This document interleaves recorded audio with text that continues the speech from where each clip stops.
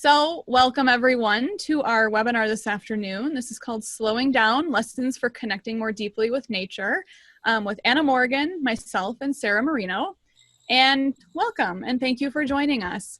So we're just gonna kind of start with a little bit about us. I know a lot of you are familiar with us, but we have our special friend Anna with us today that we're so glad to introduce to you guys. So I'm sure you know about me. My name is Jennifer Renwick. I'm a full-time nature photographer based in Colorado, but I travel the American West full-time with my partner, David Kingham, teaching workshops and photographing. So that's really all about me. So Anna. Hi everyone, thank you Jennifer, and thank you all for joining us today. I'm very grateful to be here with Sarah and Jennifer and with all of you. For those of you who don't know me, my name is Anna. As you can tell from my accent, I'm British, but I've been based in Vancouver, BC for the past 3 years. My background is in veterinary medicine. I worked as a vet for around 12 years before selling my share of the practice and starting a family. I've been photographing most of my adult life, but the last 3 or 4 years I've had the opportunity to dig deeper. Since I left veterinary practice, I've been studying towards a master's in conservation medicine, and my thesis, which I'm currently right in the middle of writing up, looks at the role of the photographer in conservation. So the journey through my research has many parallels with my journey as a photographer, and hopefully I can share some of that with you today. Over to Sarah. Great. So I'll keep mine short since everybody who's listened to these probably knows me, or maybe some of you don't, but I am a full-time nature photographer as well. And like Jennifer, I also travel a lot in our RV, but I do it on a part-time basis. I'm also based here in southwestern Colorado in a small town of about 900 people at the base of the San Juan Mountains.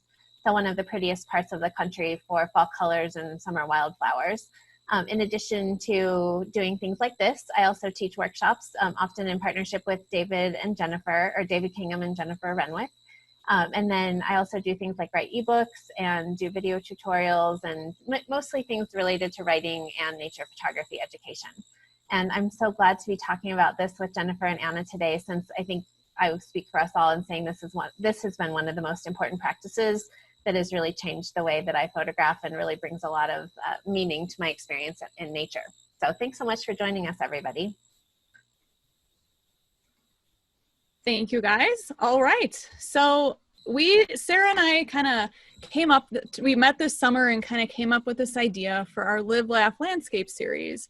So we wanted to start this series just because we felt, as women in landscape photography, there's not too much out there. There are some women, doing some groundbreaking things, and they have been for a few years, but we thought, let's just start a channel where we can amplify women, talk about some issues that affect women, talk about everything from traveling to photographing to a little bit of education here and there. All sorts of different perspectives. So we wanted to start this channel and make it fun. So you can see we always have to include our picture of us in our fancy hats here from Yellowstone last winter. We were just goofing around, but in hindsight, we kind of wish we had bought those hats because we get a lot of compliments on them. So we have many ideas for future topics, and we're very excited to bring Anna on today because this is exactly what we want to do with this channel. We're going to have kind of a little bit more of a conversational, fun approach. So, because, both Sarah and I think if you're not having fun, then what's the point? Because I know that we laugh all the time when we're in the landscape photographing together. So with that, we have some goals for today. For our session today, we really want to talk about some of the practical aspects of slowing down.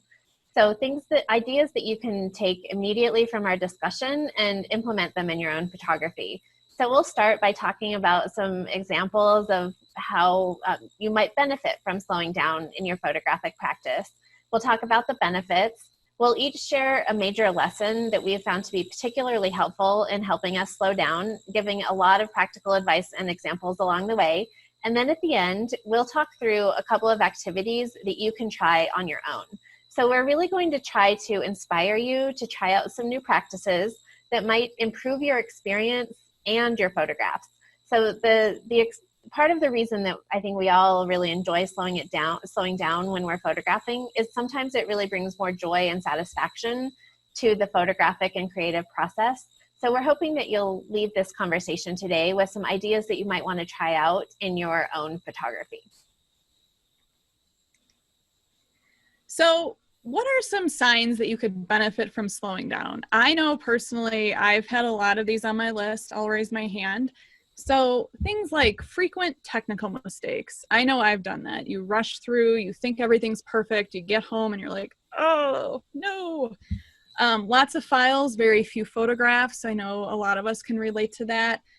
Feeling frenetic and stressed out while photographing. You know, maybe we're just in such a hurry to catch that sunset and we're very stressed out. You know, we're not going to catch the light in time. Regret over not spending enough time with the subject. I know I've felt this a few times. You know, I think I have enough shots of it. I think I worked the subject well, but then, you know, I leave and immediately on the car ride home, I'm going, I hope I can find that again. Maybe I didn't spend enough time with it. And feeling pressure to, you know, get as many photographs as possible during an outing. You know, you don't want to miss any opportunities. So I think we've all felt that pressure too. And, you know, sometimes it happens to all of us. And I know this is something that we all preach and talk about when we talk about this, but, you know, you can get disappointed with conditions sometimes. So I know I've had that. I'm sure Sarah and Anna, you guys, I'm sure you felt that too a few times. We all have had that moment. So to summarize a little bit about what it means to take a slow approach, it's about being able to find joy and satisfaction in the process, not just in the end result of the photograph. You become less dependent on conditions to achieve that satisfaction. So it's not all about the sunset light. It gives you time for creative breakthroughs, to get to know a subject intimately, and for your own personal expression to come through in your images. Rather than talking about taking opportunities, seeing more deeply actually allows you to create your own possibilities. And lastly, slowing down results in fewer technical mistakes, as Jennifer just spoke about, and other missed opportunities. So as with a lot of photographic advice, this is not a best way or a right way. But we're just talking about some ideas and skills that might enhance your experience, might improve your results. So I think all of us would agree that adaptability is a really important skill for a nature photographer, that in some cases you want to be fast and reactive, and in other cases you want to be slow and deliberate. And you'll figure out which place you want to settle most based on like where you get the most satisfaction and where you feel like it aligns most with your photographic practices. So like a day with fast moving, ever changing conditions might call for you to move more quickly so that your pace is more quickly, you're moving from idea to idea with the conditions in front of you. A couple of examples come to mind. So photographing sand dunes in a windstorm. Jennifer and I spent an entire webinar on this topic. So if you're interested in that topic, you can check out our other webinar. But we talked a lot about how that's a really intense experience and the conditions are changing really fast. The way that the sand moves changes with the wind speed, and you need to respond to that. Or if you think about a storm moving really quickly through an area, or rolling fog, those are the types of conditions where things are moving. So if you want to adapt to the conditions, you also need to be maybe more quick and adaptive. Whereas if conditions aren't changing as fast, you have the time to be more slow and deliberate. And this means that you, all the things that we'll talk about today, where you might just take more time with your subjects, you might spend more time exploring, you might do more experimentation. So there's a place for both fast and reactive photography and slow and deliberate photography.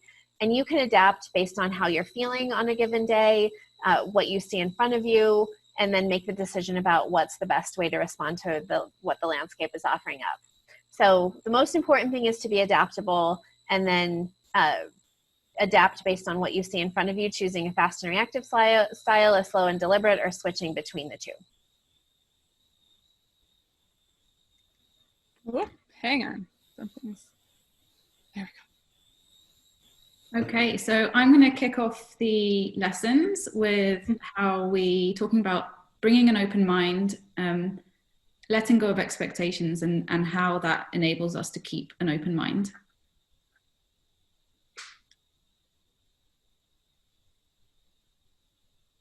there are lots of different expectations that we may carry with us into the field.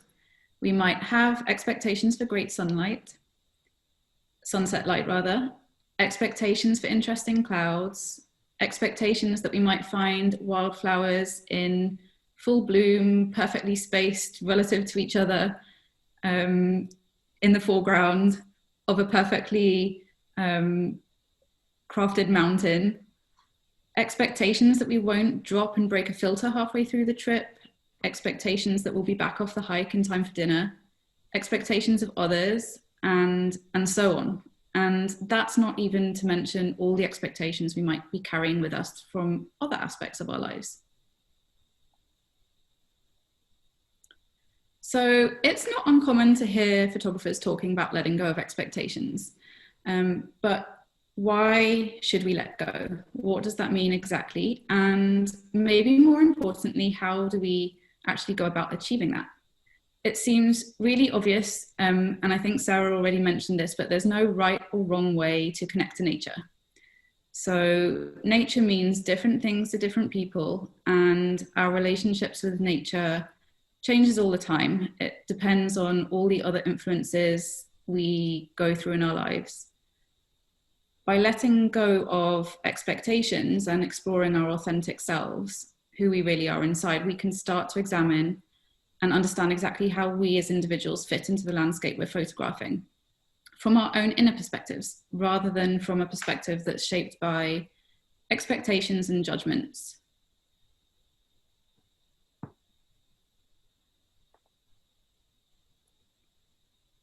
So, what are expectations? Expectations are attachments to certain circumstances, a way of things unfolding as we expect. If we hold on to circumstances being a certain way and they don't match our wishes, we resist what's actually happening.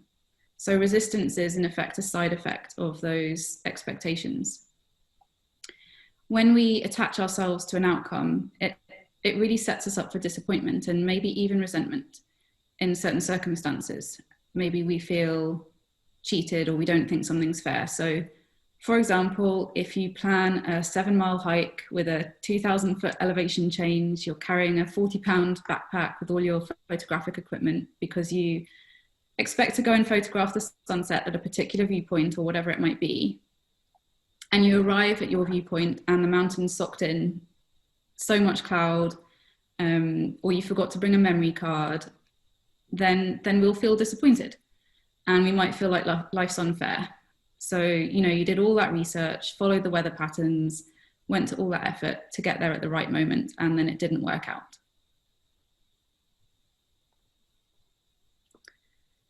So the idea of letting go is about removing that resistance, just letting things be as they are. If you remain open to the many possibilities of what you might find to photograph, instead of fixating on a single viewpoint, subject, or whatever it might be, then you'll minimize those feelings of disappointment or resentment, and the photographs that you actually make will carry a lot more meaning. And this is the tricky part. So letting go of expectations is not so easy. You can't just say to yourself, today I'm going to go out with no expectations. I will admit that I've personally found it challenging at times. And like Jennifer was explaining earlier, I've definitely had those moments where you get back in the car and you're like, oh, I wish I just stayed longer, or should I have done this instead? But when we do let go, the photos we make are much more meaningful to us as photographers because they come from an authentic place. Practicing letting go of expectations is never done, it's ongoing. And there are lots of exercises you can do to help teach yourself how to recognize when attachment is happening and how to let go, so you know other possibilities, so you let other possibilities come to be seen. So what we're really talking about here is mindfulness. Mindfulness is an awareness. It's paying attention on purpose in the present moment without judgment. I've put this picture of my daughter here from a couple of weeks back. She's at the edge of a river picking up sand in her hands, and letting it run through her fingers and then down her arms as she holds her hands up in joy and wonder. Children are wonderful teachers, and when you observe a child, even for a few minutes, we're reminded that we begin our lives with a holistic presence to nature. Their presence in nature is whole and embodied. Okay, I'm just gonna say that's a really cute picture. And I almost wish that I was on the edge of a riverbank doing that with sand. Like, so simple, so happy, like, just, but she's seriously adorable. Thank you. She knows it too. So I'll talk in a moment about mindfulness practices, but I'll just start by dispelling a few myths. Mindfulness has been practiced for centuries in many cultures, but it only really came to be known in Western societies in the last few decades. I know it's gained a fair amount of attention to the point where it becomes almost like a buzzword, but there are still a number of misconceptions about it. So I'll just run through some of these. Mindfulness is meditation. Well, not exactly. Mindfulness is awareness. Meditation is a practice, so it's a means to heighten that awareness. Mindfulness is an absence of thoughts. It's not a suspension of thoughts or an emptying of the mind. Your brain cannot suspend thoughts any more than your respiratory system can suspend breathing. Rather than a suspension of thoughts, it's a suspension of judgment. Mindfulness is for hippies. That's one you hear quite a lot. You do not need to learn yoga, burn candles, sit in an awkward position, and so on to practice mindfulness. And it's also not a religious practice. It does have, at least in part, roots in Buddhism, but the practice itself is not a religious one. Some people think mindfulness is about positive thinking, and while it does help us to relate differently to our thoughts, it's not about trying to have positive or happy thoughts, or it's not even about trying to not have negative thoughts. It's not joy, but awareness of joy. It's not pain, but awareness of pain and everything else. I don't have time for mindfulness. Lots of people think they don't have time for any more things in their lives, but everybody has time for mindfulness. You can practice mindfulness with doing any day-to-day activity, walking to a meeting, brushing your teeth, washing the dishes. 3 minutes a few times a week is all you need. And while it is helpful to carve out dedicated time for it, you can fit it into all your existing commitments. So the idea of mindfulness is pretty simple, really. The practice of it is not always so easy, but the idea is simple. It's really the practice of bringing your attention back when it wanders away, which naturally happens multiple times a minute. As I said earlier, your brain cannot suspend thoughts. Meditation is probably the best known way of practicing mindfulness, and it's a really great place to start. You can mindfully meditate on your breath or your footsteps, for example. Breath is often used because it has a natural beginning, middle, and end to each cycle with space in between. So as you meditate on your breath, you notice without judgment that your mind has wandered. You notice that you have noticed that your mind has wandered, and then you let the thought go, bringing your attention back centrally to your breath. There are formal types of practices that incorporate mindfulness, like Tai Chi, and there are lots of other informal mindfulness practices that can increase your awareness. So, for example, you can sit down somewhere familiar on your couch or at your dining table and close your eyes. When you open them, you can practice noticing the colors, shapes, patterns, and when those colors, shapes, and patterns start to get labeled as chair, table, wall, etc. And you can do the same thing while you're sitting on a log by the river or anywhere else in nature. So mindfulness intentionally puts aside the tendency to heighten some aspects of our experience and to reject others. Instead, it allows us to practice observing our experiences, our physical, intellectual, sensory, emotional, and spiritual experiences from moment to moment, and just letting our experience be what it is. When we start paying attention to our inner experience, we're shifting our consciousness, and we hold a space for listening what is true to us as individual photographers in the midst of all those external influences and pressures. And it allows us to hold our minds and our hearts open to the possibilities, arriving with an open mind.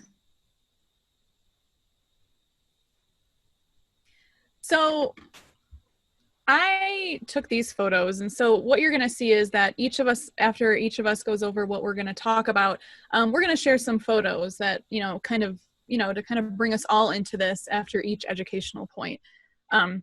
So these photos represent when I brought an open mind to an evening at the beach. I arrived at the beach with no expectations, and I wandered around kind of using my flash of perception, which ties in to what Anna is talking about. And, even if you've heard, contemplative photography, they're very similar. And what it is you're noticing, you're putting the thoughts in your mind away, and you're noticing what's in front of you and kind of what catches your eye, and you react on it. So in this case, an evening wander down the beach, I noticed all these little details that maybe I would not have noticed if I was so focused on the sunset or, worried about what I was going to make for dinner afterwards. This was just a mindful walk down the beach. And you can see I caught a number of different things, from this little patch of, loose seaweed on the sand, kind of flowing in a pattern, catching the sunset light on these little sand triangular ripples. There were these potholes filled with this sea foam that were just swirling around, and they reminded me of, our galaxy and the universe that we live in. And then there were quieter moments, like this little rock that was just catching the last little bit of day that, in my mind, I kind of thought, this kind of looks like an asteroid or a comet. But had I not been open and mindful, I may not have noticed these details.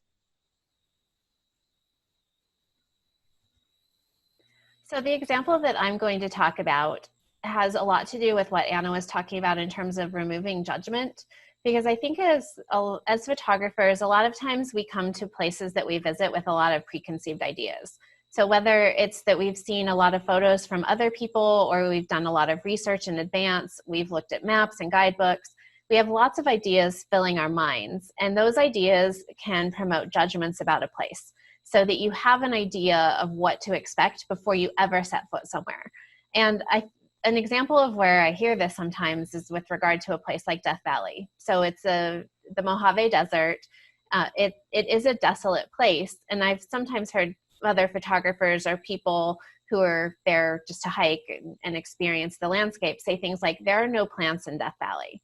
I think that the judgment that it's this very desolate desert transfers into this judgment about the place. And it also highlights the inability to see more deeply, because if you open your eyes and start really paying attention to the details in front of you, there are plants all over the place of all different sorts, from Joshua trees to creosote bushes to all sorts of wildflowers. That pretty much at every elevation in the park, you see a different set of plants and bushes and sometimes trees growing in those ecosystems.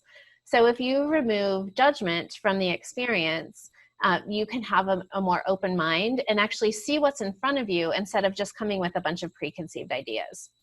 Some other things related to this example, and I'll show photos in the next slide, is just being present and open to what is in front of you. So instead of having this idea that this is a desolate desert, it's instead saying, I'm going to open my mind and see what I notice, see what I can be more aware of, and then use those ideas for photography. And I'll talk a lot more about that. So the idea of having more attention to your surroundings can mean that you can see more opportunities in front of you. So coming with an open mind, being present, and removing judgment can help you see the opportunities that a landscape is presenting. And this next slide, you can see some examples of the plants that are in Death Valley National Park. So I think a lot of people think of, as I'll say a little bit later, think of Death Valley as just sandy brown fields. Well, actually, there's a tremendous amount of life. And if you look at the landscape with more attention, and you notice more things and you come without judgment, you actually will see possibilities that you might not have realized existed. Very well said. So lesson 2, exploring and experimenting. Part of being a slow photographer involves exploring and experimenting.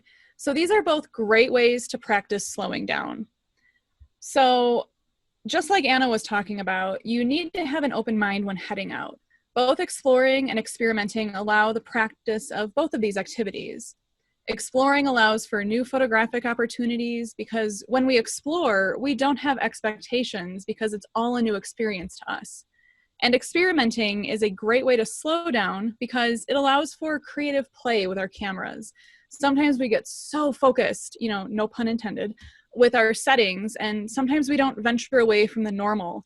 And allowing ourselves to play really opens our minds to be more creative. So exploring. During some research and talking about this topic in the past few months, there was one study that stood out, and there's been research that actually shows the physical exercise that we do when we're exploring, so walking, hiking, actually forces you out of that left brain dominant thinking. Instead, you adopt a more creative mindset while working the right side of our brains, which is the hemisphere responsible for creativity. So exploring is just that. We're physically walking around, taking in the sights of our environment. And, part of being a slower, more deliberate photographer is taking the time to explore. When you take the time to explore, you're not in a hurry or a rush, and you allow your eyes and your mind to wander the landscape as you walk around. So there are different facets to exploring, and I'll touch on these right now. So revisiting locations during different seasons. So you may be familiar with a location or have a favorite location, but showcasing it during different scenes and moods of the landscape during different seasons is one way to kind of bring new appreciation to a familiar subject. Subjects look different in different seasons. So an easy example of this is trees, for instance. They can be snow-covered in winter, bright green in the spring, and golden colored in the fall, like that's coming up here soon in the next month. Woohoo! And revisiting locations during different light and weather can also shed, a new vision on different subjects.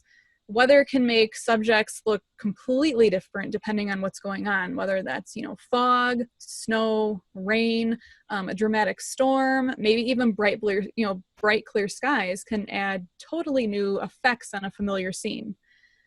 Another way is to get off the beaten path. When we're exploring and we're somewhere we've never been before, you're more aware and you're using your senses more frequently because it's new to you. You're not just marching down a familiar trail that you've been on before with your eyes down, focusing on getting to a predetermined location. When we're on a new trail, we're looking around constantly, taking in our new surroundings.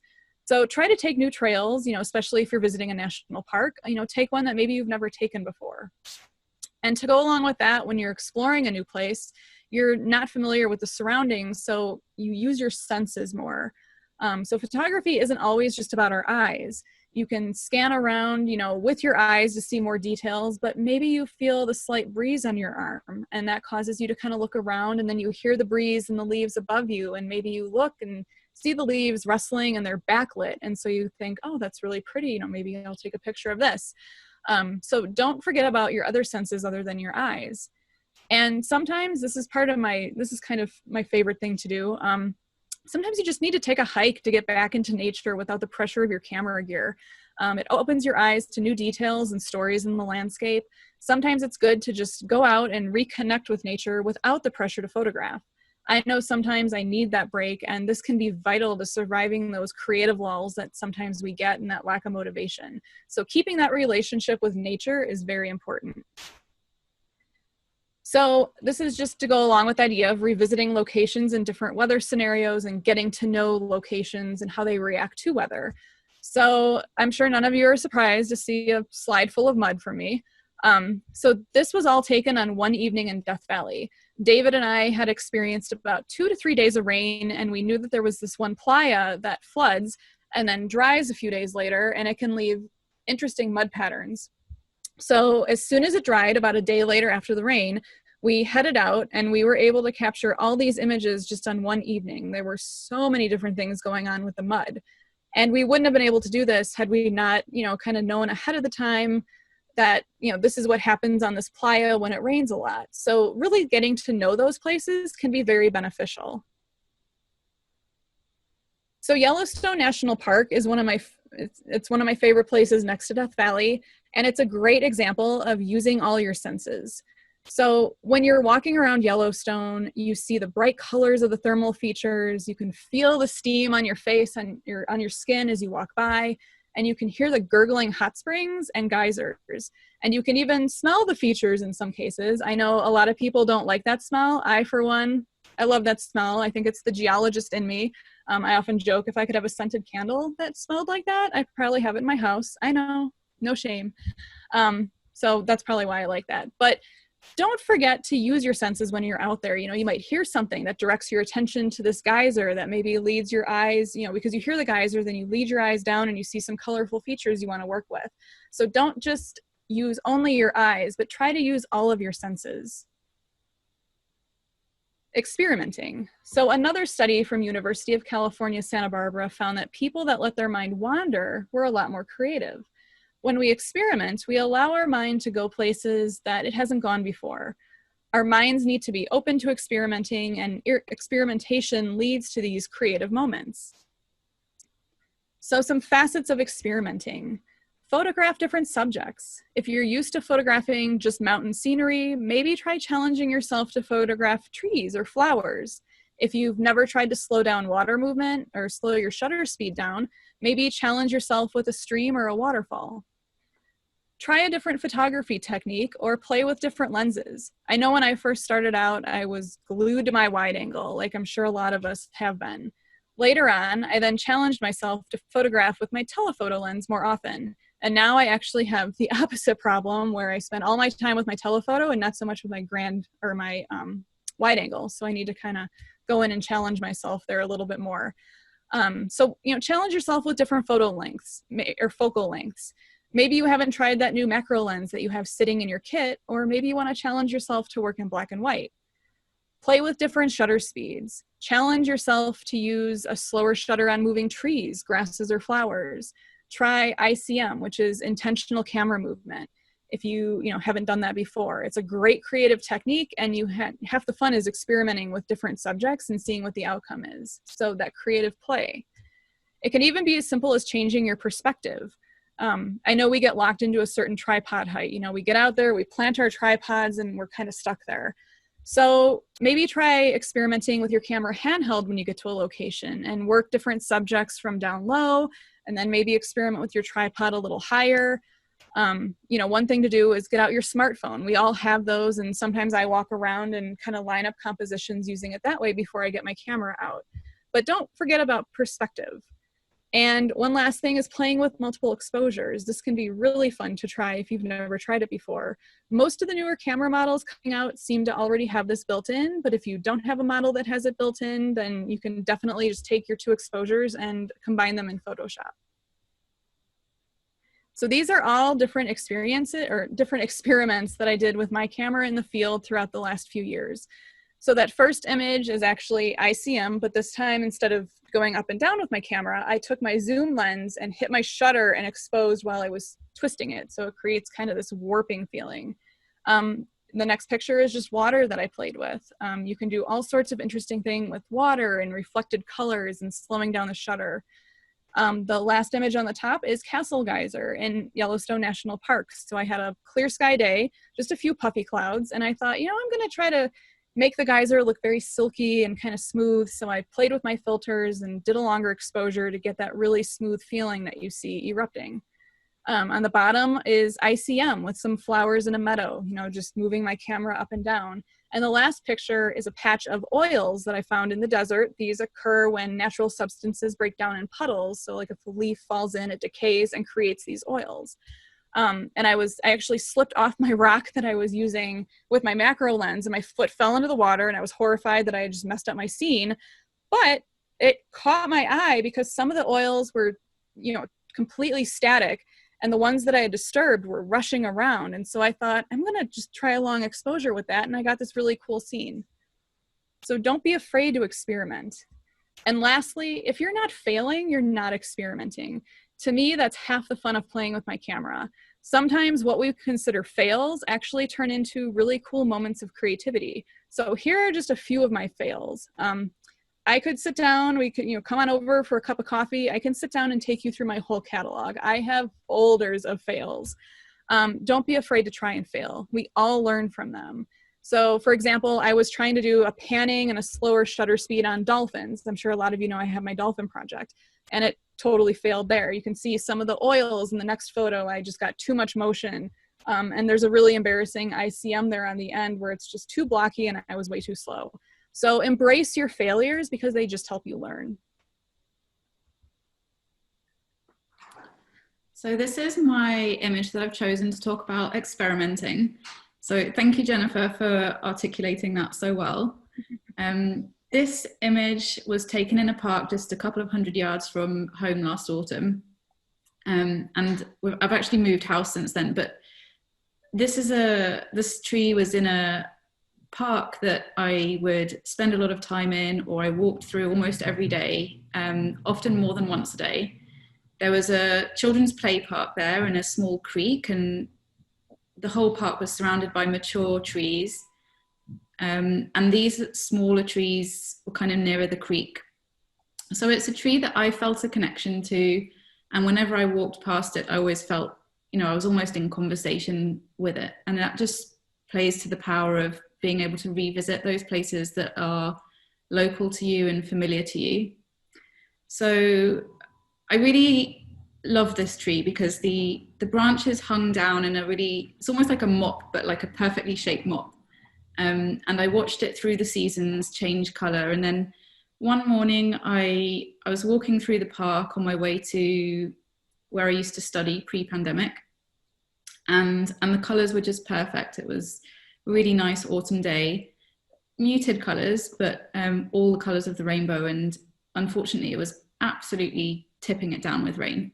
So I'm not afraid to get my camera out in the rain, but this was torrential. So I came back later in the day, still raining, but not so hard. And by this point, lots of the leaves had blown off the tree, and it would have been easy to get disappointed with that, but I didn't come with any expectations. But I wanted to experiment. So I experimented with multiple exposure in particular, and some ICM, but this is what I came up with essentially spoke to me in the way that the shape of the tree and the colors spoke to me that day, and the way I experienced the tree at that time.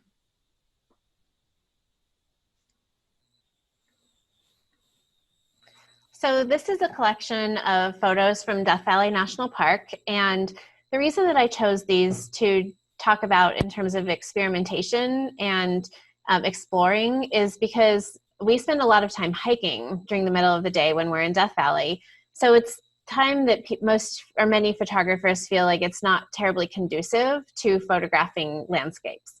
So I instead have tried to embrace the idea that it's a time for experimentation. So sometimes a photo might work out, sometimes it might not. But after doing this for years and years and years, so taking my camera out when we're hiking in the middle of the day and trying to work with harsher light, I've come up with an entirely new portfolio of work that I really like. Like, I like the really strong contrast and the drama that can come with photographing in the middle of the day. So all of these photos were what I consider to be experimental, like not necessarily knowing whether or not they would work out, but just trying to work with different light, trying to work with harsher light, different types of conditions than I might naturally gravitate towards. So just seeing what might happen. So I feel like learning to work with harsher light in the middle of the day and just experimenting with moments that are full of drama and contrast can create opportunities that I wouldn't have necessarily expected a couple of years ago. Or I can bring along my own shade, like a coat or a diffuser, and I can create opportunities to extend my time for photography. So the upper left photo is a Joshua tree, and the lower left photo is little tiny ice crystals. Both of those are situations where I had a coat, or I used my body, or I used my backpack to create shade so that I could experiment during the middle of the day. The other 4 photos were much harsher light, so that was experimenting with a different kind of light than I might naturally work with. So I now have this portfolio because I was able to experiment during times that were often seen as unfavorable for photographers, and then extend my skills so that now this feels a lot more natural. So like Jennifer was talking about, it can sometimes mean embracing a lot of failures, where at first it's 99% of the photos that I take, it's like, these aren't working very well. But now with more experience, it's like I actually now have the skills to take advantage of these opportunities. So that exploring combined with experimentation helped me create an entirely new body of work.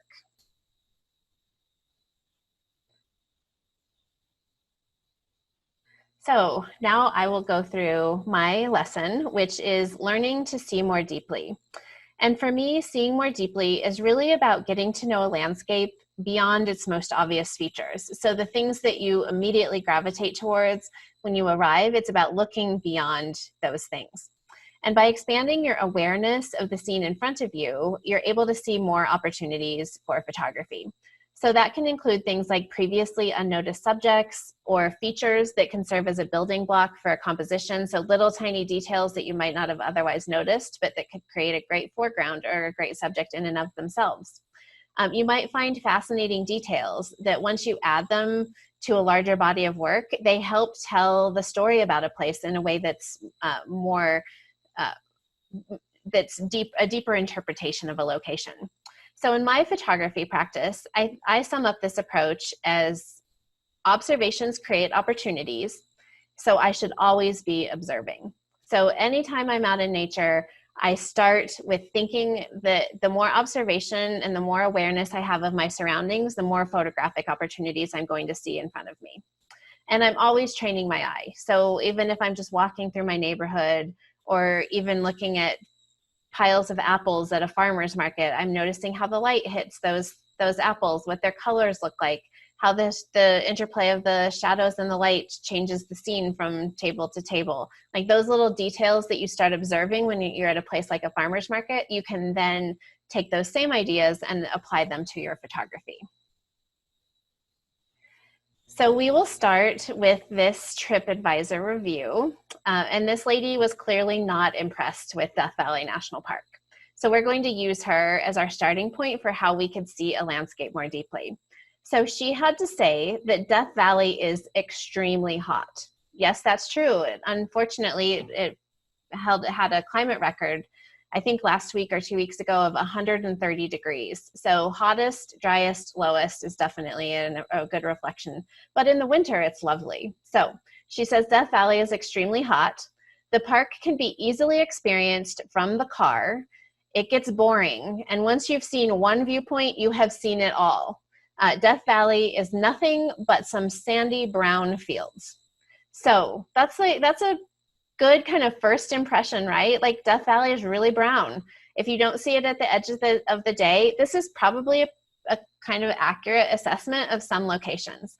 But Jennifer, Anna, and I have all spent extended time in Death Valley, and I think that we could all agree that this is a snap judgment that doesn't necessarily reflect the landscape. So if this is all you expect to see, this is all you will see. So the woman who wrote the TripAdvisor review relied on her initial impressions of a massive varied landscape to create a singular characterization of a place, that it is sandy brown fields. So if you base your assessment on a place on those superficial observations, those will really serve as your only frame of reference, and you will only see sandy brown fields. So we want to move beyond that mindset. So here are a couple of ideas that I use to frame my mindset when I'm going out into nature. And I generally think of this as broadening how I see a landscape. So like Anna talked about, we can benefit from being present and relaxed, practicing mindfulness so that we can increase our awareness of our surroundings. Being present allows us to see more deeply because we allow the mental space to take in more of the environment that surrounds us.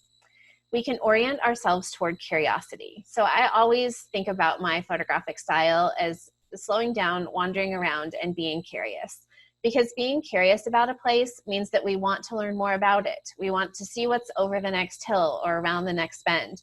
And that curiosity helps us see and understand a place more deeply. I always want to arrive early and stay late while taking a slow pace, because seeing deeply takes time and immersion. A lot of photographing small scenes especially, like it takes a lot of time to see details in nature and then figure out how you want to photograph them. So taking a slow pace and allowing time for photography is a really important mindset.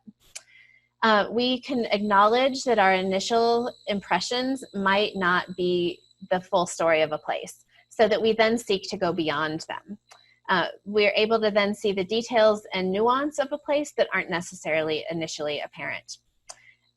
Anna talked a lot about arriving without expectations and being open. So I see that as being open to serendipitous conditions. Like I never know what I'm going to see or come across. So I don't want to have a bunch of expectations clouding my mind. I instead want to be open to what the landscape presents to me. And then spending time with our subjects can help us see them in new ways. So exactly what Jennifer was talking about in terms of experimenting and exploring. So physically and visually exploring our surroundings. So those are the 6 mindset things that I think are really important for my own practice in terms of seeing a landscape more deeply. So now I'll talk about 2 different approaches to photography. And this is really simplifying your approach in the field to black and white. So I know that there's a continuum, but this is helpful in illustrating my point. So there's expectation-driven photography. And this is what you observe at popular photography locations, where photographers arrive just in time for the best light, and then they leave right after that best light ends. So this is a very single-minded focus that makes it harder to see deeply because the process is often rushed. It's filled with expectations, and those expectations create blinders. So you arrive with an idea. So in this case, like I hiked to the place on the left before sunrise. I had been there before, and I knew I wanted to come back at sunrise. I had my composition exactly framed in my mind. I knew where I'd set up, when I needed to be there. I had the idea in mind, and that's what I was there to do. So I arrived, I pursued that idea, I created that photo, and then I stayed for a little longer. But a lot of photographers then leave when they're done. So that it's a very linear process, and it's very confined to the idea that you arrive with. My photographic process looks a lot more like this. And I call this opportunity-driven photography because you have no idea what your path will look like when you arrive. You aren't sure what you will photograph, and all you know is that you're going to spend time in the landscape with your camera. So you're going to keep an open mind. It means that you are going to wander around and look for connections, and then when you find a connection, you're going to make a photograph of it. So in this next slide, I summarize 3 more type of mindset and practice things that I often think of as being essential to seeing more deeply. So I arrive without any ideas or expectations, and then I physically explore, physical and visual exploration. I spend a lot of time observing, so that always be observing lesson that I talked about earlier. I am wandering around and trying to see more deeply. And then once I feel a connection, then I'm going to photograph that connection or work with it and see if that idea is worth pursuing. So I think of this as being opportunity-driven photography. So instead of coming in with an idea or an expectation, I come in with the knowledge that I want to photograph and I want to explore, but I have no idea what it's going to be until I spend time with the landscape. So now I'm going to go through some really practical ideas that you can use to see a landscape more deeply. So it starts with arriving and taking in the whole scene, and then looking for scenes within the scene, and then seeing single subjects in different ways. So with each of these levels, we're going from seeing a whole landscape to drilling down to seeing the details in front of us, because those details in front of us are things that can create photographs of nature.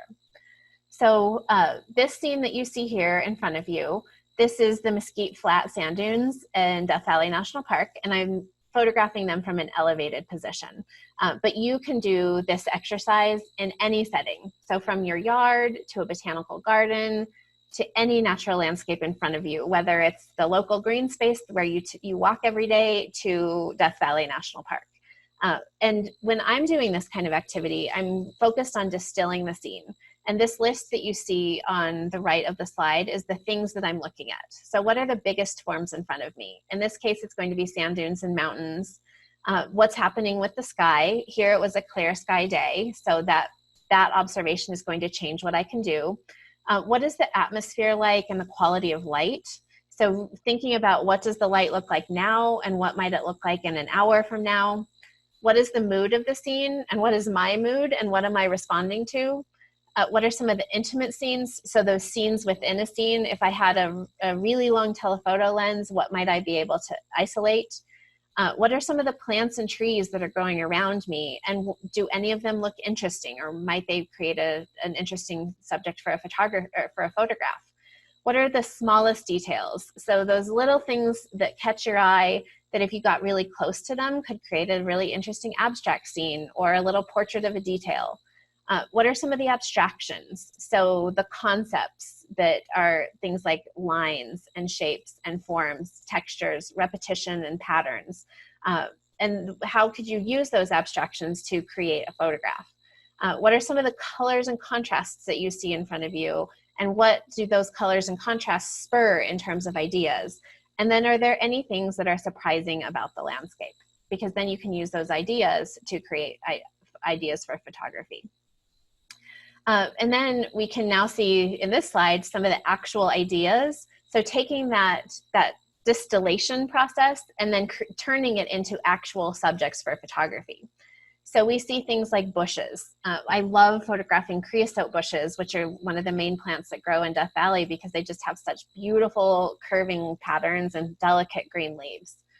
The alluvial fans are the erosion, like a flash flood will happen and wash all this alluvia down from the mountains and create these fanning patterns. They're fascinating and create interesting abstract subjects. There are canyons all over Death Valley. You can see the light and the shadow on the side of the mountains. There are playas in between all the little sand dunes. There are some big dunes, there are some small dunes, there's light and shadow.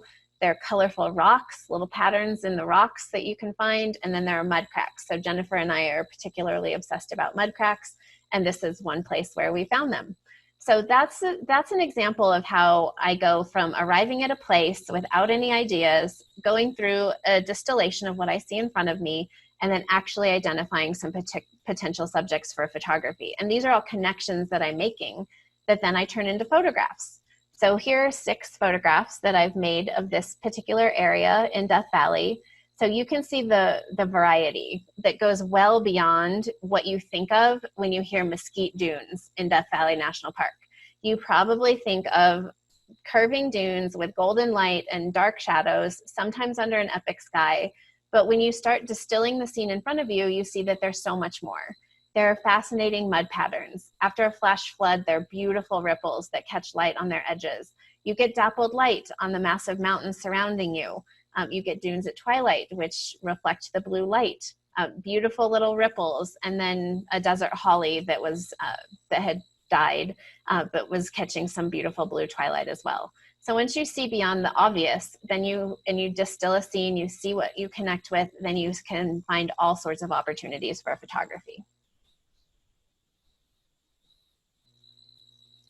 So now that you've seen what you can get from a boring sandy brown landscape, I'll talk to you about this image, which was taken in the spirit of Sarah's observations on a leisurely walk in Yosemite Valley with a friend and colleague. So we set out without any expectations and just an interest really in observing the wildlife and landscapes in the valley. And this particular area, despite the sheer number of visitors to the valley, on the occasions I've walked this trail, I don't think I've seen more than a handful of people. So it's really peaceful, and to me that's more conducive to practicing the type of lessons that we've been talking about today. So as we walked, I do what I usually do, like Sarah said, observing the things around me, listening, taking in the smells. In this particular scene, the insect engravings on the bark made me stop to observe this area more deeply. And then the colors on the acorns held my attention. So I particularly enjoyed the color contrast of the yellow in the acorn cups. This species of oak, it's known as the canyon oak, but the golden cup oak is the alternative name, which obviously because of the color of those cups. So the contrast of that color and those rich violet blue shades in the acorns themselves really held my interest.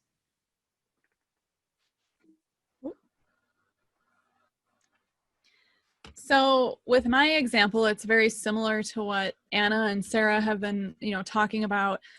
Just about, like Sarah said, distilling a scene down. So these images are all from a canyon in Zion. So when we usually think of Zion, we think of, the massive sandstone walls that glow that all the photographers, including myself, chase from time to time. But there's so much more to see if you just take the time to look. So, when I first arrive onto a scene, I distill that scene down into its elements.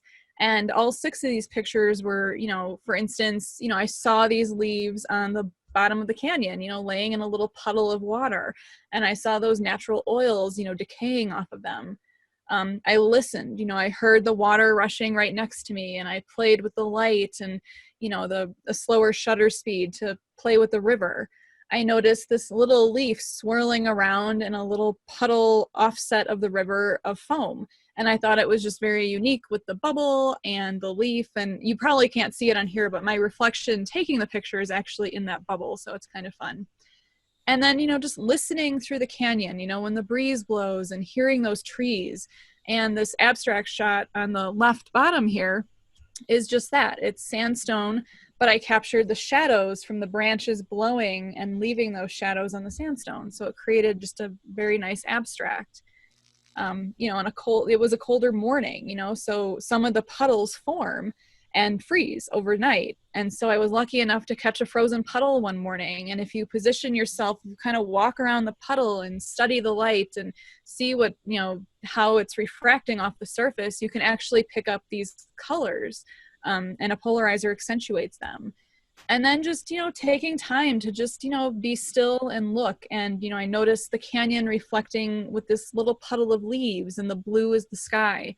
So just, take the scene down, don't just see it as, this is a canyon, I've got light and, the water, and this is what I'm going to do. Really take that time to take kind of that visual inventory of what you see and all the things that, make wonderful subjects, and just go into it without expectations. And I think noting related to just especially the iridescent ice photo that Jennifer showed, that's the type of thing that if you're moving quickly, you will never see. So having a slow pace and really looking and studying the details in front of you, moving around the subjects that you're interested in photographing, that's just an essential practice, or you're just going to walk by the examples that all of us have just shown. And you'll get looks, and it's okay. I mean, when I was photographing that ice, people were rushing around the bend. They're like, oh, the glow, it's happening around the bend. They're like, hey, what are you doing? And they kind of come over and look at me. They're like, well, the glow's happening. And I was like, cool, man. Like, I'll be there in a minute. Like, I'm having fun with my ice. And they're like, oh, cool. What is that, ice? Okay, bye. And then they were like gone. Yeah, the glow will be there tomorrow. The ice will not. Like, I have never seen anything like that. And I love that photo. And every time I see it, I wish I had been with you that day. Well, it was funny because I was very protective of this puddle, because as people were coming around the bend, they were just like crashing through some of the other puddles of ice. And I was sitting here and I was like, like a mother hen. I'm like, oh my gosh. I'm like, do not walk on my ice. So again, no shame. Do not be afraid to stop. Who cares what other people think? Just shoot what catches your eye and what you like.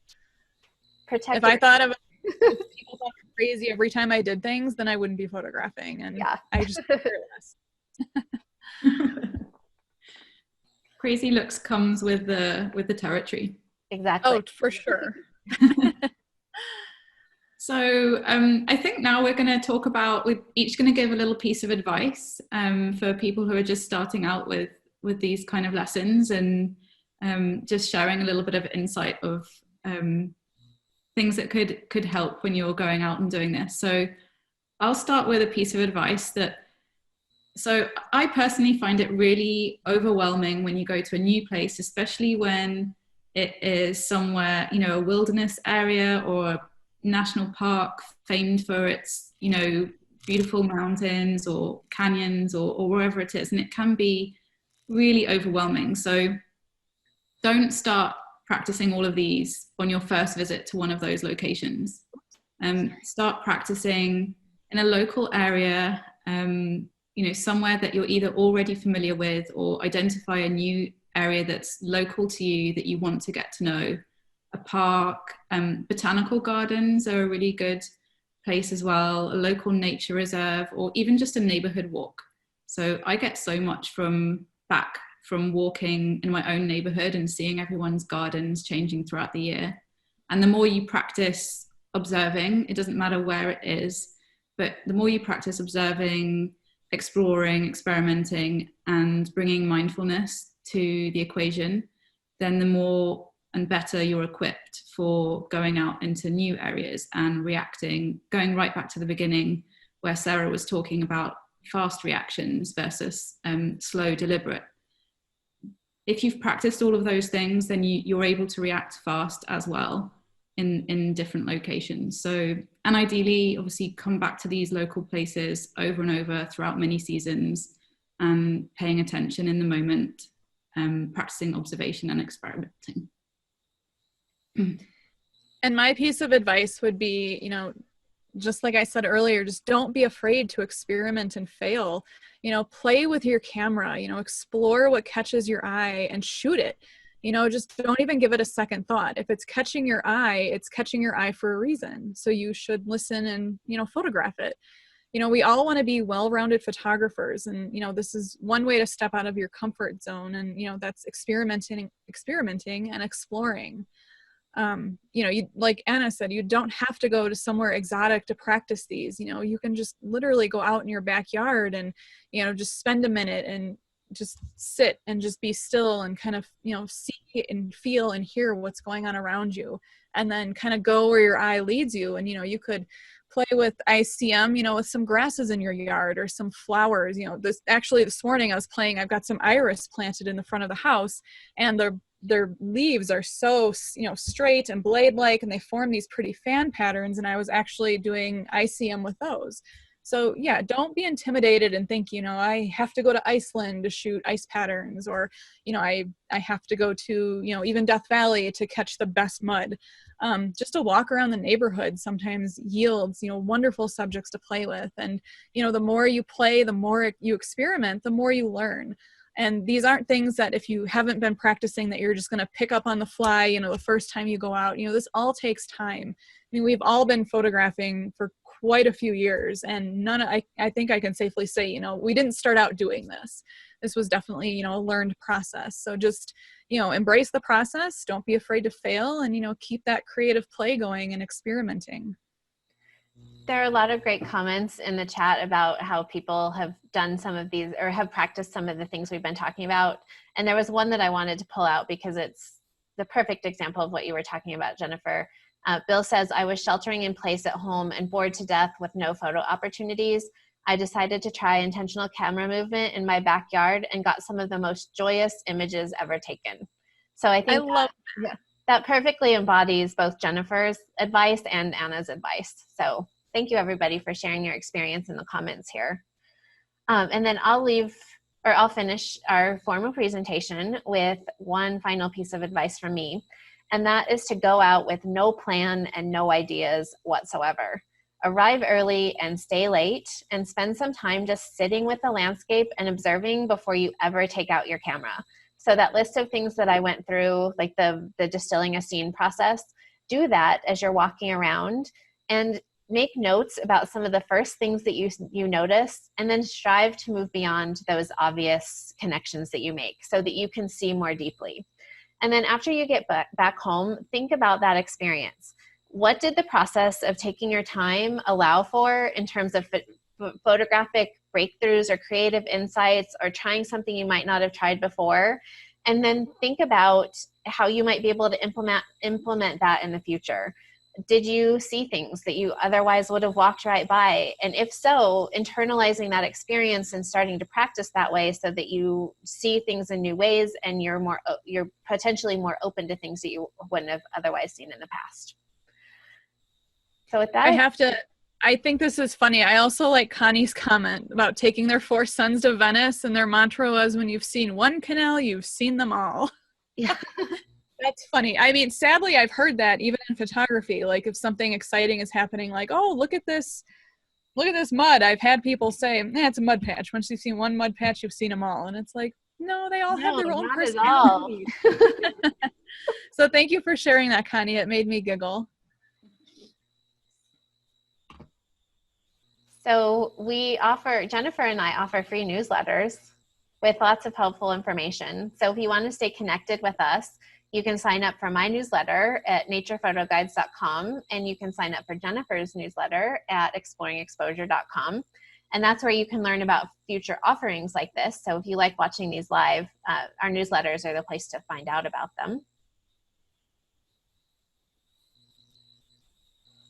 And then you can contact us through these places. And if you registered, which all of you obviously did, I'll be sending out an email tomorrow morning with links to all of our websites.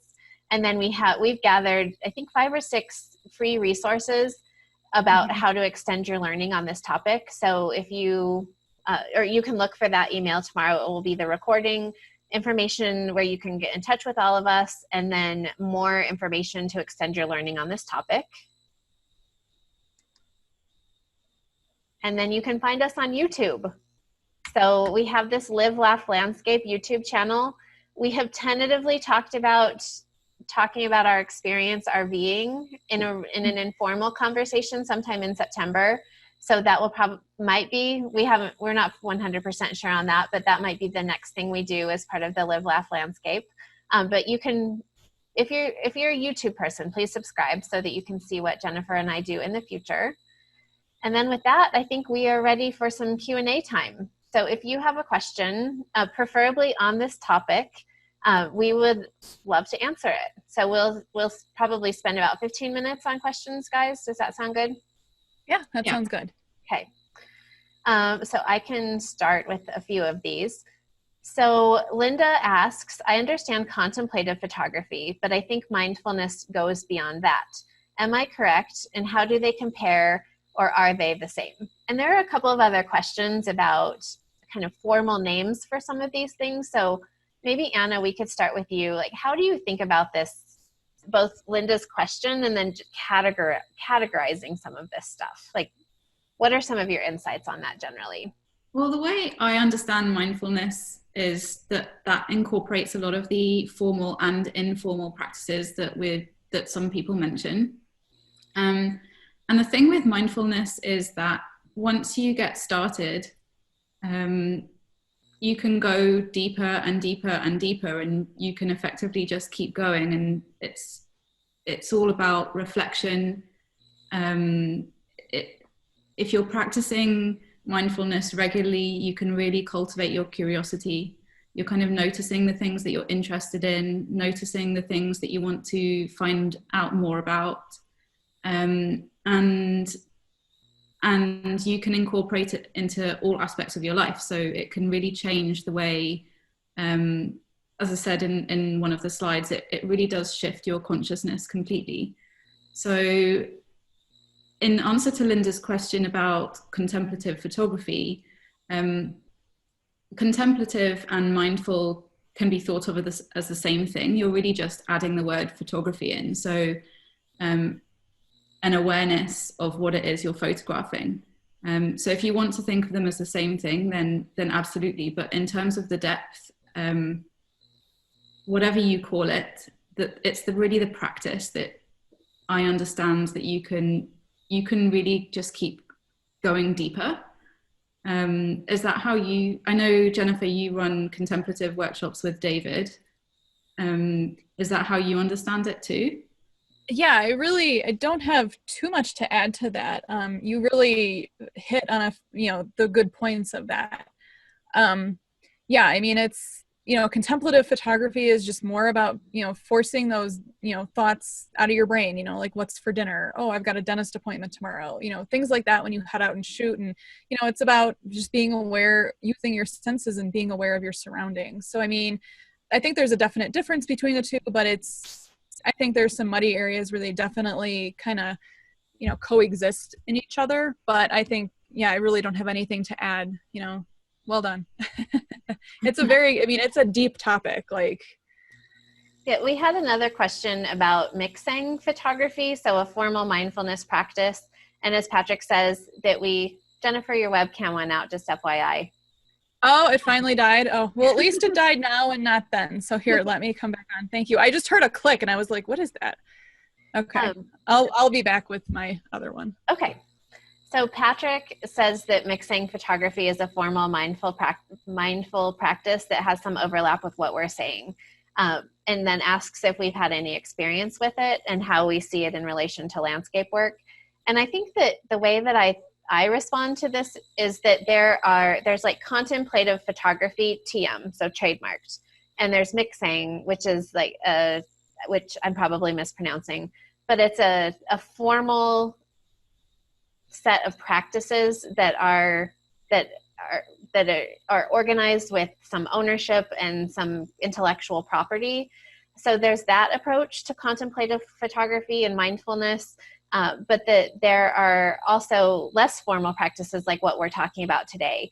And I personally have found that kind of picking and choosing has worked best for me. So I've tried different types of meditation, and I'll take some of those ideas and apply them in my photography. I'll take some, like Guy Tal has written a lot about mindfulness and contemplative photography. I'll take some ideas from him and integrate them into my practice. So I personally, like when I've read about, like I've spent some time on the Mixing website. I've read some book about the Zen of photography, I think is the title. And it's like none of those practices fully resonate with me. So instead of saying that I practice that type of contemplative photography, I instead think like this is what I'm picking and choosing because it works best with me with the type of nature photography that I pursue. So Anna or Jennifer, do either of you have anything to weigh in on about that? I think you've hit the nail on the head, really. You just have to pick whatever works for you. And if that means trying out different things, different types of meditations, then absolutely that's what, until you find what works for you. And maybe you find that meditation doesn't work for you and you can try different avenues. Journaling is something that lots of people use to kind of reflect back and find a different form of presence. So I haven't had any specific experience with Mixang, so I can't answer that part, but just hitting on what you just said, Anna, journaling is great. And, it's not everyone's cup of tea, but for some people, it just really helps them connect because you're kind of collecting all your thoughts. And I keep a journal in my backpack every time I head out, and a little pen. It's just a little tiny notebook. And, sometimes I will sit there by a river and just make myself kind of stop and write down what I'm seeing or feeling. And that can help guide as well. For sure. Yeah, I think that's something that we probably could have touched on a little bit more formally about like the role of note-taking. Like if journaling is helpful for you, or formally taking notes, whether it's physically in a journal or just on your phone, or taking sketches with your iPhone to remember concepts, that all of those things can be helpful in helping you slow down and be more mindful about what you see in front of you. So if those are practices that work for you, you can extend those to trying to slow down and be more mindful. This is a very related question from Kim. So how do you quiet your mind and slow down for photography when you have a lot going on with your family or some other set of circumstances? So I think Anna, as being a mom, she just traveled with her family. And then Jennifer and I have both experienced the loss of a parent recently and then went out to photograph. So I think we all have had similar experiences where you have a lot going on and it is hard to quiet your mind. So how about the both of you weigh in on that? Like, what do you do in those circumstances? Well, so as Sarah said, I've got, as you saw in the presentation as well. So I've got a 1-year-old and a 3-year-old, and it's really difficult to quiet the mind, especially during the day-to-day. But there's always little moments of the day where, you know, after they've gone to bed, or you know, while they're in daycare, where you can find little moments to practice some of those meditations. While I'm actually out in the field photographing, we just had a few weeks back, we had a few days camping at a local provincial park, and I didn't go with any expectations for photography, but my habit is always to take my camera with me, and I just used the time while I was with them to be present to everything that was around me. So that obviously includes attending to them, but also in what was in my immediate surroundings. So rather than worrying about what the mountains were doing behind me or whatever, I was looking at the water that they were playing in, so in the immediate location. And I came away with 3 really interesting images that are personally meaningful to me, that I was able to get in those moments. Yeah, and just, I mean, you know, you said that extremely well, and you know, I think all I can add is just my own experience. You know, like Sarah said, I was in Death Valley when my mother passed away, and you know, we headed right back to Illinois for the funeral, and then we actually got out of Death Valley. Because I mean, I'll admit it, it's a very ironic place to lose a parent. Even the ER physician, when I told him where I was, you know, he paused and thought I was making like some kind of cruel joke. And I was like, no, I'm in Death Valley. So David and I escaped. But, you know, when we came back a few months later, you know, Death Valley, and if you've been there, you know this feeling. You know, you step out on that playa and it's so quiet. Like it's painfully quiet. And you can hear every thought in your mind amplified, more so than if you're just out and about. So for me, it was just, you know, I did a lot of hiking. You know, I didn't want to hear that quiet, because when your mind is quiet like that, sometimes you start thinking of every regret, every decision, you know, everything you could have done differently. So I kept myself moving, and nature is my therapy. I mean, growing up as a child all the way through high school, you know, getting out into nature was one way to kind of reset myself. And I just, you know, I love using my senses and listening. So I kept myself busy by, you know, just going on hikes. Sometimes I would take my camera, sometimes I wouldn't. But I liked hearing nature, you know, whether it was the crunching sand or the salt, you know, beneath my feet. I just, you know, I kept nature in my ears, and I try to tune out those other thoughts. And I find that when I'm behind my camera, just connecting with my subject, I can tune out kind of those thoughts that kind of get in the way. So kind of like that contemplative photography example, you know, not thinking about, you know, what I'm having for dinner tomorrow, or, you know, racing back to answer an email, you know, just really trying to put your blinders on and block those off mentally, and just really focus on being in the moment and being in nature, and just trying to replace those nagging thoughts in your head with maybe the sounds of nature. Sounds kind of weird, but that's really what helped me. And also all that quiet on the reverse side of that, all the quiet actually kind of made me confront those emotions and, you know, things that I was feeling in my mind, and, you know, kind of settle that down as well. So. Yeah, I'll add one thing really quickly, because my dad passed away in January. We had the funeral, and I immediately went to Death Valley because I was leading workshop with David and Jennifer a couple of days later. So it was like a super intense emotional process of experiencing that, and then being in one of my favorite places. And so it was quite an experience in terms of quieting my mind. And I think that the practice of meditation, like the idea that you think about with meditation of like, if your mind wanders, you try to recenter. So that if I found my mind wandering to places that I didn't want to be in, I would use photography to bring me back. Instead of being mired in my grief, I'm going to spend some time sitting with it, but then I'm going to allow myself to then focus on the thing in front of me, and just try to work through my photography. So that's the like very emotionally intense side of how I've worked through some of that.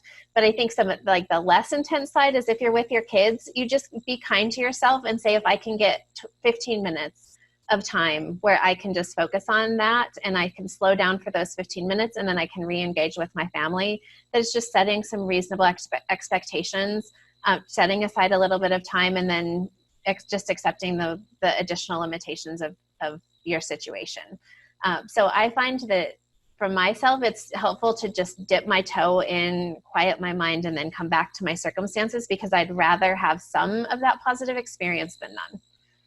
So this is like, we could talk about these really in-depth practices, and like it's hard. I feel like we just went into a therapy session. Yeah, but photography is my therapy, so it is.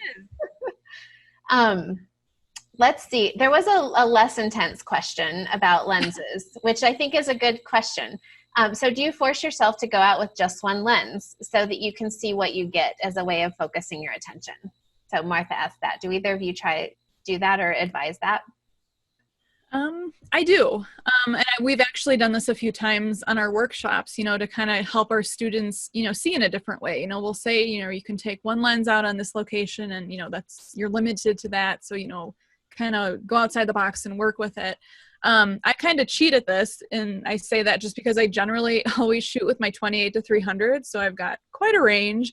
So it all fits into one lens, which is really nice. But yeah, I definitely think that challenging yourself to use just one lens when out in the field is a good exercise. And, kind of, like I said, experimenting and kind of, being, exploring that option instead of, always using your go-to lens.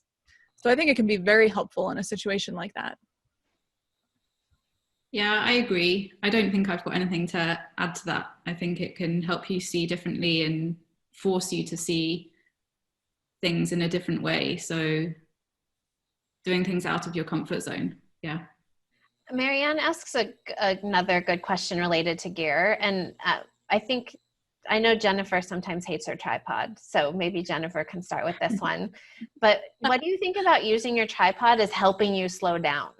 Like, so not getting distracted by the tool, but actually like working from a tripod helps you be more mindful of the steps that you're taking and actually working through the photographic process more slowly. What do you think about that? I think that's a very good observation, and I like this question. And I'm going to answer it with a very popular answer, which is, I think it depends. I think if you've got your tripod, so let's say you're on top of, for lack of a better example, Dante's View in Death Valley. If you've never been there, you take a road and you go really high up and you're kind of sitting on top of one of the mountain ranges that looks down on Badwater Basin.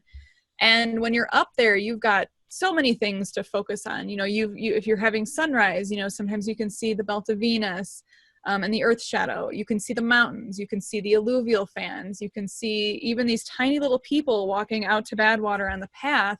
And you can find these really cool salt patterns, from up high that are really abstract. So in that instance, if you had your tripod, let's say you're working with your telephoto lens, I think it can definitely help you slow down. If you stay in one spot, you can use your telephoto lens. And one thing I encourage my students to do is take that telephoto lens and have that kind of be their eye. So they take it and they kind of zoom in and they just scan and look all around, because all of a sudden, since you have that almost tunnel view vision with your telephoto, you start to see these little stories in the landscape and little details that maybe you would not have noticed if you were just up there, like, oh my gosh, taking it all in, because it can be quite chaotic. It's a big, expansive view.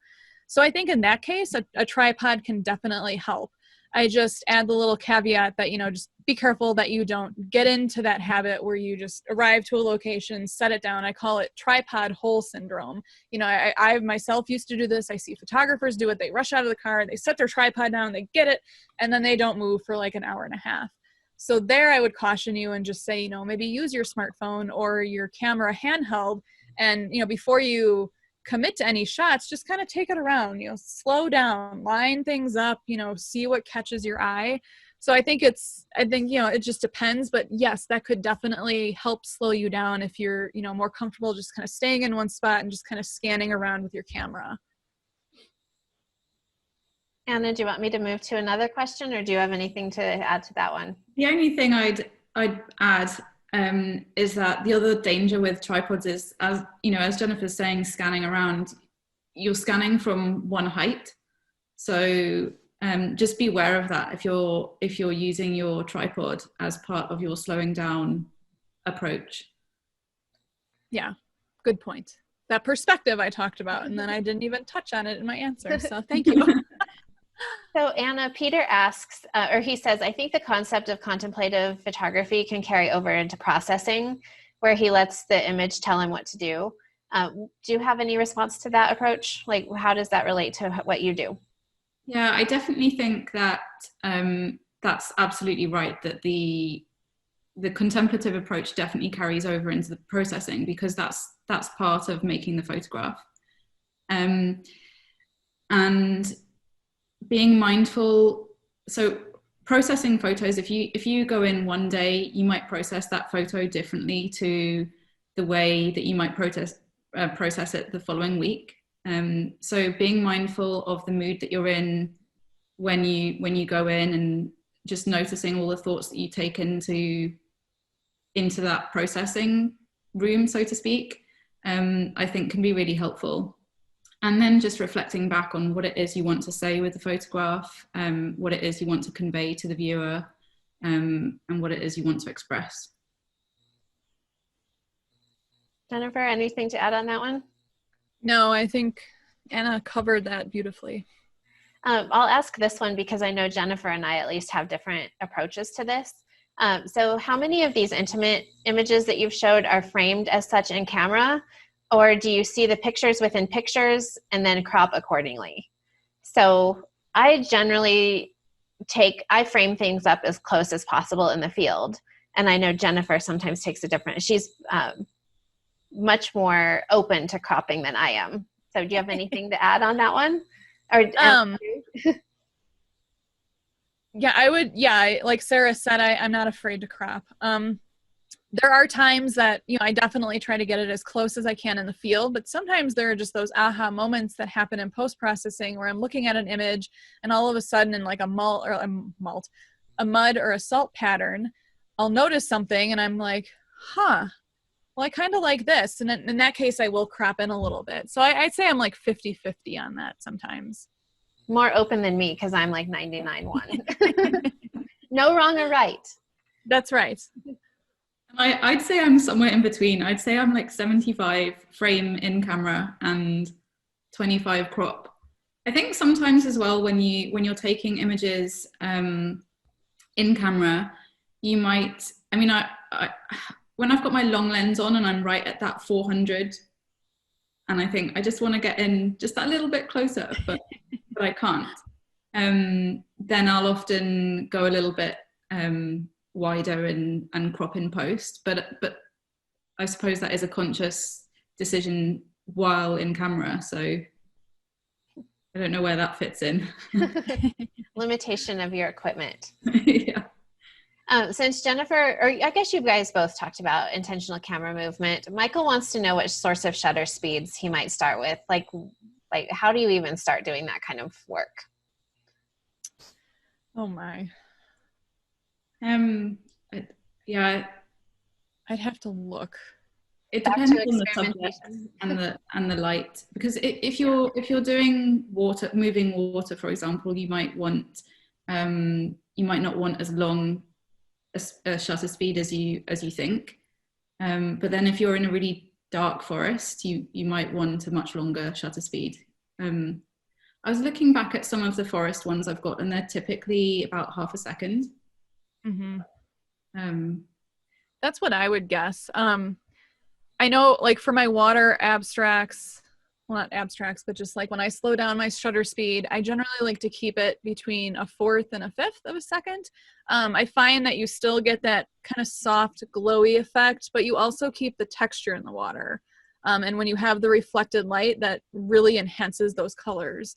And like Anna said, it just, it kind of depends, but half a second sounds about right. And I've even, if it's a really bright afternoon in a forest and, you you kind of have to ignore your meter sometimes when you do this because your camera will think, you know, you're not exposing correctly.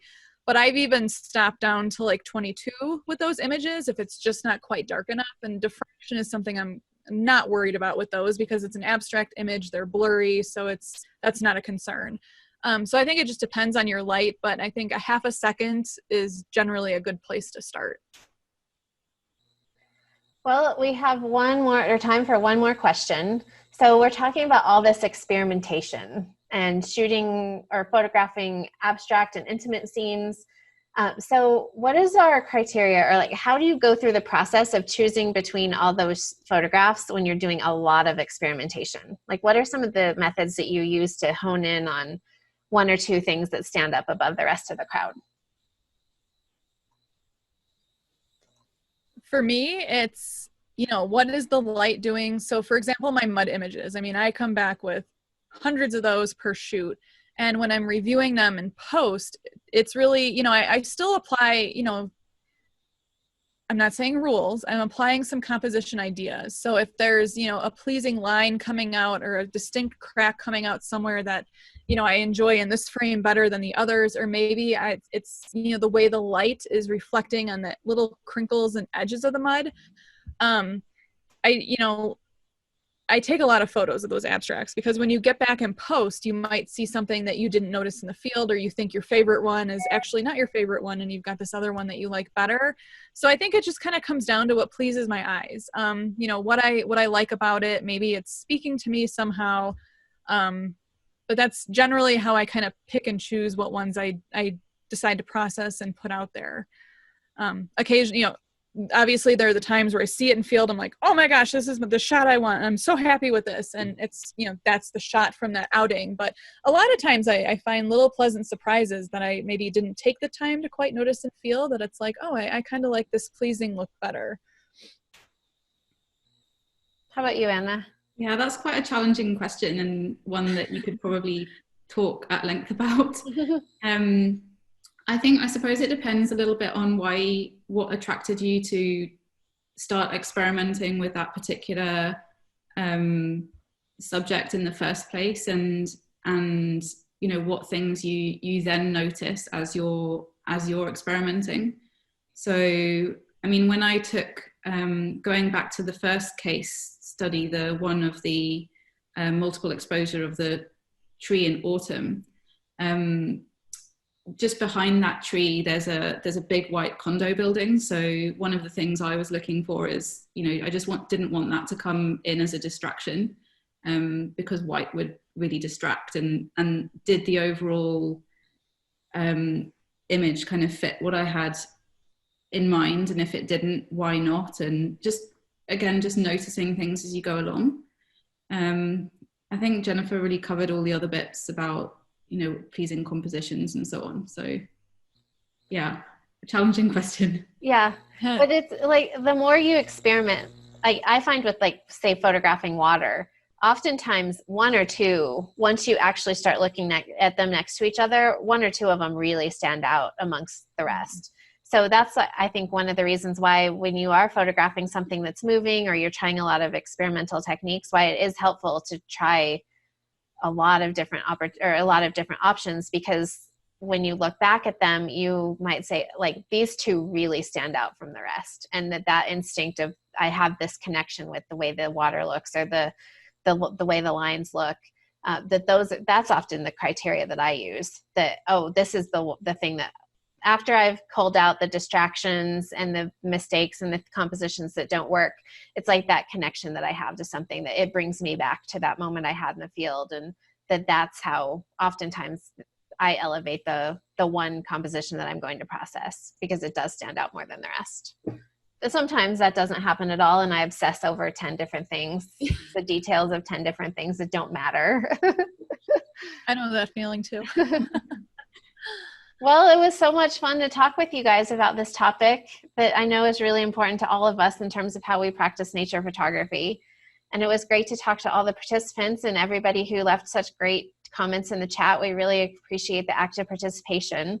Yes, thank you for that. Yeah, there have been some really great comments. Thank you, everyone. Yeah. So we are going to put together some notes from the session. So we have, I think, 6 links of further reading that you can do on this topic. We'll have the recording, so we'll upload it to YouTube and send you the direct link, and then include a couple of notes just from the discussion about further things that you might want to think about, or activities that you might want to try. And you should have that email in your inbox hopefully sometime tomorrow. It depends on my internet and how fast it uploads, since we have kind of slow rural internet. So with that, thank you, everybody. Do either of you have anything else you'd like to say? Just to say thank you, everyone, for joining us. It's been a really great afternoon. Late evening, wherever you are. Yeah, some of you, like some of the comments saying that it was 3 a.m. Thank you so much for being with us. Yes, that's applaudable. Like, thank you. You know, it means a lot to us. You know, we get so much out of these as well. And, you know, like Sarah was saying, thank you for all the wonderful comments. You know, when you're on Zoom, you're not speaking to people in front of you, so you can't gauge reactions, you can't see faces, so sometimes you feel like you're speaking into the void. But all your wonderful comments and even stories that you shared, and, you know, banter between yourselves, you know, thank you for just being active participants, and it really makes this just a whole lot better.